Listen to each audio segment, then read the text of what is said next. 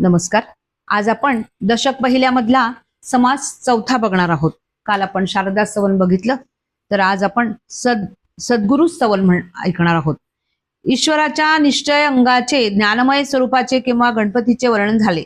ईश्वराच्या चंचल अंगाचे, शक्तिमय स्वरूपाचे किंवा शारदेचे वंदन झाले.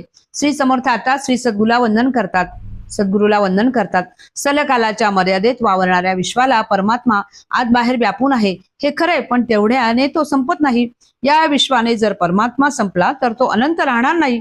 व्यक्ती व विश्व यांना व्यापून तो शिल्लक उरतो. तो किती शिल्लक उरतो ते आजपर्यंत कोणालाच कळले नाही. असे ते कल्पनातीत आणि अनंत परमात्मा स्वरूप म्हणजे संतांचा सद्गुरू होय. परमात्मा कसा आहे हे माणसाला कधीच सांगता येत नाही, पण त्याचे वर्णन करण्याचा प्रयत्न केल्यापासून त्याला चैन पडत नाही. दृश्य विश्वामधील सूर्य, समुद्र, आकाश, पृथ्वी इत्यादी अत्यंत विशाल वस्तूंचा दाखला घेऊन मानवी बुद्धी त्या अनंताला कवळण्याची खटपट करते. ती धडपड तोकडी पडते. अर्थात परमात्मा स्वरूप कसे आहे हे सांगण्याची धडपड करून हार खाल्ल्यावर त्याचे वर्णन करता येत नाही. हेच त्याचे वर्णन होय असे म्हणून थांबावे लागते. या समासात हीच गोष्ट श्री समर्थांनी सुंदर रीतीने समजावली आहे. श्री सद्गुरु वर्णनातीत आहे. आता सद्गुरूंचे स्तवन करायचे, पण श्री समर्थ म्हणतात की सद्गुरूच्या स्वरूपाला माया स्पर्श करू शकत नाही. आपले सगळे ज्ञान मायेच्या कक्षेत असते, त्यामुळे सद्गुरु स्वरूप आपल्यासारख्या अज्ञानी माणसाला कळणे शक्य नसते, म्हणून सद्गुरूंचे वर्णन करता येत नाही. श्रुती ही आत्मविद्येची आई आहे. परमात्मा स्वरूपाचे वर्णन करण्याचा तिने प्रयत्न केला, पण अखेर ते स्वरूप कळत नाही. पण ते असे नव्हे त्याप्रमाणे बोलून नाईलाजाने गप्प बसले. तेथे आपल्यासारख्या मूर्खांची बुद्धी त्या स्वरूपाचे आकलन कसे करेल? सद्गुरु स्वरूपाचा विचार मला कळत नाही, म्हणून मी त्याला दुरूनच नमस्कार करते. श्री समर्थ प्रार्थना करतात की हे गुरुदेवा, मायेच्या कक्षेतून मला पलीकडे न्या. मायेच्या साह्याने सद्गुरूंचे वर्णन, सद्गुरूंची स्तुती करावी अशी खरोखर अशक्य आशा मी धरली. ती सफल होण्यास माया मदत करील असा भरोसा मला होता, पण तो फोल ठरला.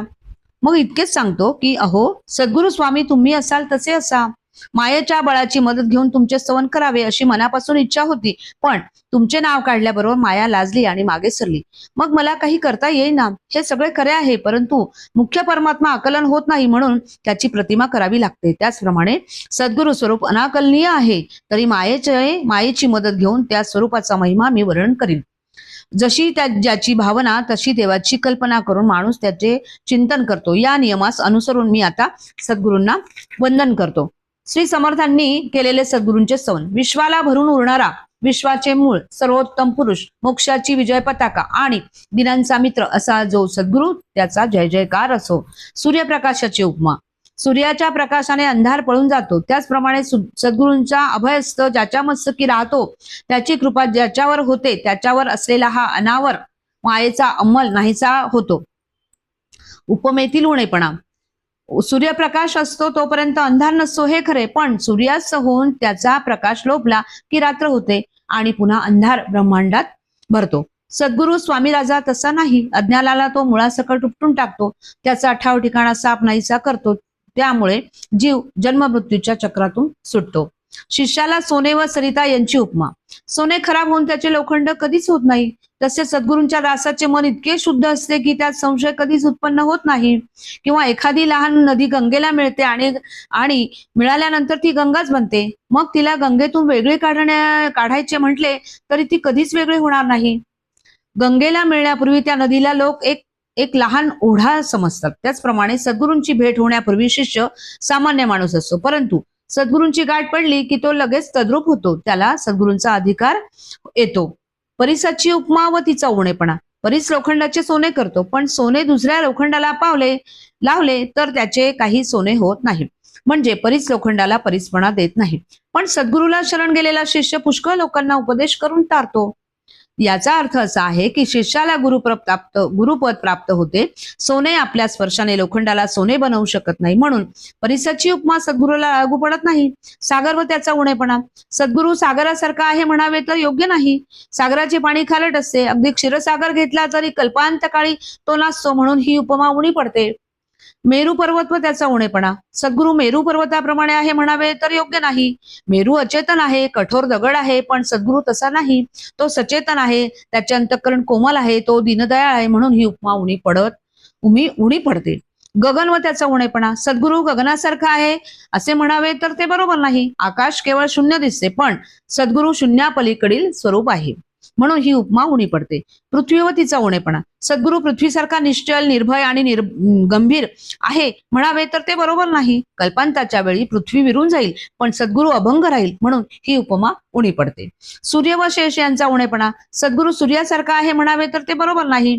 सूर्याचा प्रकाश तो किती? शास्त्रामध्ये सूर्यप्रकाशाच्या मर्यादा सांगितल्या आहेत, पण सद्गुरूला मात्र मर्यादा नाही.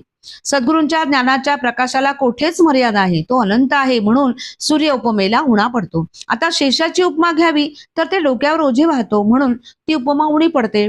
पाणी व त्याचा उणेपणा. सद्गुरू पाण्यासारखा आहे म्हणावे तर ते योग्य नाही. पाणी चंचल असते आणि कालांतराने सगळे आटून जाते, परंतु सद्गुरू स्वरूप मोठे निश्चल असून ते कधीच नाश पावत नाही, म्हणून ही उपमा उणी पडते.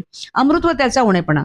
सद्गुरू अमृतासारखा आहे म्हणावे तर बरोबर नाही. स्वर्गात राहून नित्य अमृत पिणारे देव अखेर मृत्यूच्या मार्गाने जातात. ते नुसते नावाचे अमर असतात, पण सद्गुरू ज्याच्यावर कृपा करतात तो खऱ्या अर्थाने अमर बनतो, म्हणून ही उपमा उणी पडते. कल्पतरू व त्याचा उणेपणा. सद्गुरू कल्पतरू सारखा आहे म्हणावे तर ते योग्य नाही. आपण जेवढी कल्पना करू तेवढेच कल्पतरू आपल्याला देतो, परंतु सर्व मानवी कल्पनांच्या पलीकडे असणाऱ्या सद्गुरूंपुढे कल्पतरूची किंमत राहत नाही. किंबहुना कल्पना ओलांडूनच सद्गुरूपाशी जावे लागते, म्हणून ही उपमा उणी पडते. चिंतामणी व त्याचा उणेपणा. सद्गुरू चिंतामणीसारखा आहे म्हणावे तर ते योग्य नाही. ज्याच्या मनात चिंता आहे त्याला चिंतामणीचे महत्व वाटते. सद्गुरू शिष्याच्या मनात कसली चिंताच उरू देत नाही. ज्याला काही इच्छाच शिल्लक उरली नाही तो कामधेनूची धार काढायला जाणार नाही, म्हणून ही उपमा उणी पडते. श्रीमंती व तिचा उणेपणा. सद्गुरू श्रीमंत म्हणावे तर योग्य नाही. जगातील सर्व संपत्ती नाशवंत आहे असते, पण सद्गुरूंच्या दाराशी अविनाशी मोक्षलक्ष्मी तिष्ठत असते. स्वर्गलोक, इंद्रपद आणि त्याचे ऐश्वर ही सगळी कालांतराने नाश पावतात, पण सद्गुरूंच्या कृपेची प्राप्ती झाली की ते कोणत्याही काली नाश पावत नाही, म्हणून ही उपमा उणी पडते. विनाशी विश्व उपमेच उणे. ब्रह्मा, विष्णू आणि शंकर हे सगळे नाश पावतात. एक सद्गुरूंचे स्थानच तेवढे सदैव अविनाशीपणे टिकते. सगळी सृष्टी नाशवंत असल्यामुळे दृश्य विश्वातील कोणत्याही वस्तूंची उपमा शाश्वत स्वरूपाच्या सद्गुरूला देता येत नाही. पंचमहाभूतांची उठाठेव सद्गुरू स्वरूपात नाही, वर्णन करता येत नाही, हेच त्याचे वर्णन. या कारणाचं सद्गुरूंचे वर्णन करता येत नाही. त्याचे वर्णन करण्याचा प्रयत्न करून ते करता न येणे हेच त्याचे वर्णन समजावे. सद्गुरू स्वरूपाचा अनुभव ही आतील अवस्था आहे. जे स्वतः अंतर्यामी स्थिर झाले आहेत त्यांनाच त्या अवस्थेच्या खुणा कळतात, म्हणून या समासात सद्गुरूंबद्दल जे मी सांगितले ते फक्त अंतर्निष्ठांनाच कळेल. समास चौथा समाप्त. जय जय रघुवीर समर्थ.